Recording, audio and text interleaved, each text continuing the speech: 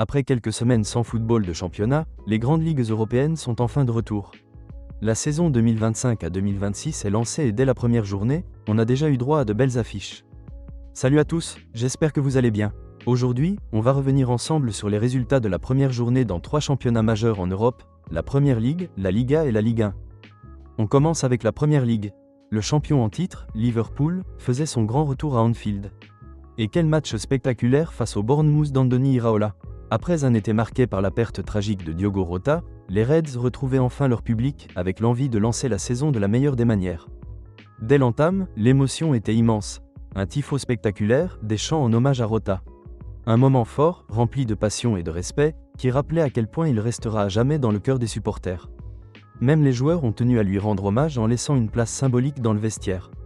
Pour ce premier match, Arne Slot a décidé de frapper fort en titularisant ses 4 plus grosses recrues du mercato, Jérémy Frimpong, Milos Cerquez, Hugo Ekitike et Florian Wirtz. Et comme toujours, Liverpool a imposé son style avec un pressing intense sur tout le terrain, étouffant Bournemouth. À la 37e minute, après une belle réussite dans son contrôle, Hugo Ekitike inscrit son tout premier but en Première Ligue à Anfield. Au retour des vestiaires, Cody Gakpo double la mise sur une passe décisive d'Ekitike, qui réalisait une prestation XXL, un but, une passe, des remises de grande classe et une ovation d'Anfield à sa sortie. Mais en seconde période, les Reds ont baissé d'intensité. Bournemouth en a profité, porté par Antonio Semenyo, véritable poison pour la défense. Pris pour cible par des chants racistes en première mi-temps, il a répondu de la plus belle des manières, par une performance énorme. Récemment prolongé jusqu'en 2030, l'attaquant guinéen confirme qu'il est un vrai phénomène. Et s'il continue sur ce rythme, il pourrait viser bien plus haut que Bournemouth. Puis vint le tournant. À la 88e minute, Federico Chiesa, tout juste entré en jeu, enfile le costume de sauveur et marque son premier but en Première Ligue. 3-2 pour Liverpool. Et comme souvent dans les matchs d'ouverture, Mohamed Salah surgit en fin de rencontre. Après une course impressionnante, il inscrit le 4-2 et scelle la victoire des Reds. Au coup de sifflet final, Anfield s'est de nouveau uni pour Diogo Jota. Les chants résonnaient, Salah avait les larmes aux yeux, et toute l'équipe a célébré en reprenant les célébrations de son ancien coéquipier. Un moment fort, chargé d'émotions, qui restera gravé dans les mémoires. Paix à son âme. Quelques heures plus tard, Sunderland faisait son grand retour en Première Ligue, après plusieurs années passées en Championship. Avec un mercato ambitieux et leur capitaine Granit Xhaka à la baguette, les Black Cats se sont imposés 3-0 face à West Ham pour leur premier match. Les supporters ont profité de l'occasion pour rendre hommage à Régis Lebris, l'entraîneur qui a permis la montée. Et c'est Isidore qui a fait le show, célébrant l'un de ses buts à la manière de Thierry Henry.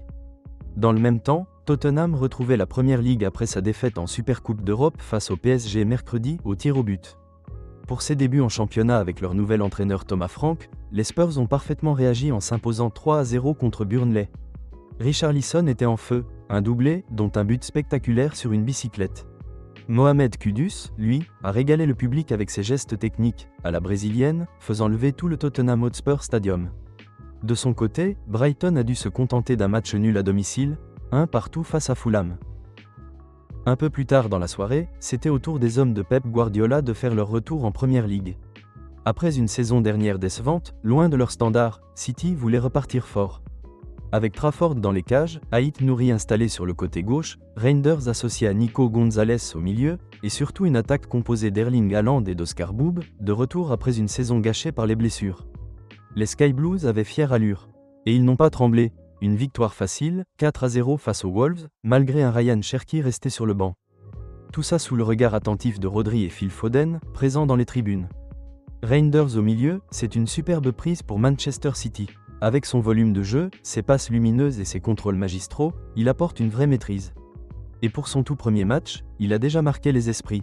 Un but, une passe décisive et une implication directe sur le premier but. C'est lui qui lance Rico Lewis, qui casse la défense et sert Haaland. Et forcément, le cyborg norvégien conclut sans pitié. Toujours aussi clinique en Première Ligue, Haaland s'offre un doublé et lance parfaitement sa saison. À la 73e minute, Ryan Cherki est lancé dans le grand bain avec son numéro 10. Entré à la place de Haaland, il n'a pas mis longtemps à se montrer. Quelques minutes plus tard, il marque déjà son premier but avec City. Après une série de passements de jambes, il envoie une frappe croisée de l'extérieur de la surface et célèbre à la manière de Thierry Henry. Les hommes de Guardiola sont bel et bien de retour. Pour ce dimanche, Chelsea faisait son entrée en Première Ligue, sous les yeux d'Eden Hazard et de Romario présents dans les tribunes.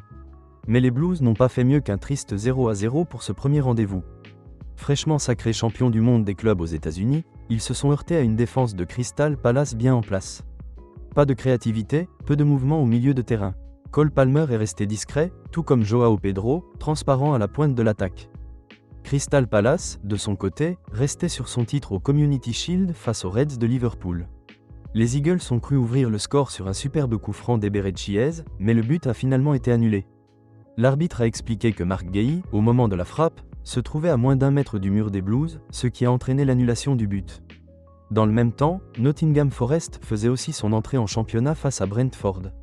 Les Reds de Nottingham se sont imposés 3-1 avec un Chris Wood toujours décisif, comme la saison passée, et une première réalisation de Ndoye arrivée en provenance de Boulogne. Brentford, de son côté, affaibli par les départs de leur entraîneur Thomas Frank et de Brian Mbeumo, a mal entamé cette nouvelle saison de Premier League. Mais le grand match de cette semaine en Premier League restait le choc entre Manchester United et Arsenal. Une rencontre très disputée, qui s'est terminée sur le score de 1-0 en faveur des Gunners. Le but de la victoire est intervenu après une erreur d'Altay Bayindir. Le gardien de Manchester a relâché le ballon, et Calafiori en a profité pour pousser le ballon au fond des filets.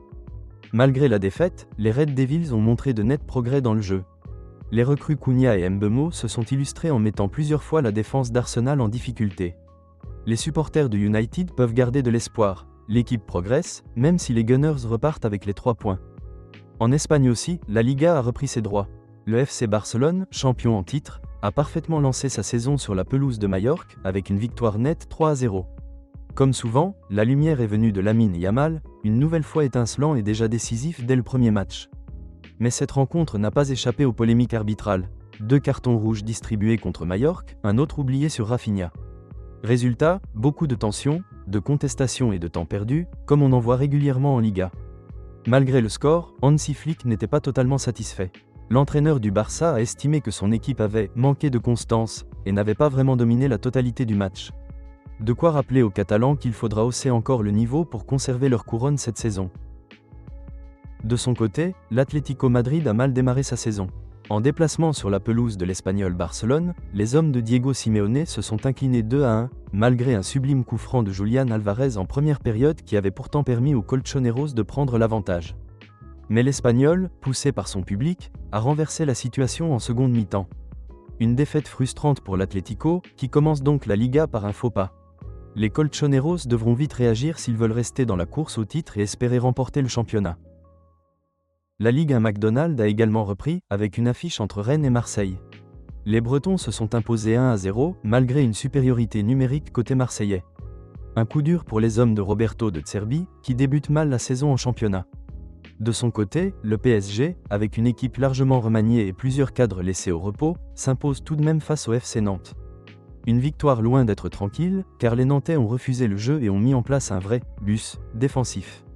Mais malgré les difficultés à trouver des espaces, Paris repart avec les 3 points sur le score de 1-0.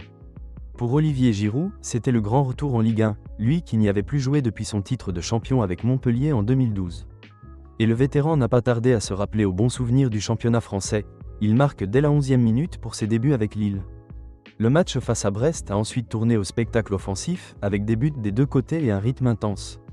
Au final, Brest et Lille se quittent sur un score de 3 buts partout, une rencontre spectaculaire qui a déjà donné un bel avant-goût de cette nouvelle saison de Ligue 1. Voilà les amis pour ce petit récapitulatif des matchs de cette première journée des 3 championnats majeurs d'Europe qui ont débuté. Merci pour votre soutien, abonnez-vous si ce n'est pas le cas. Un petit like pour le référencement. Merci, à très vite.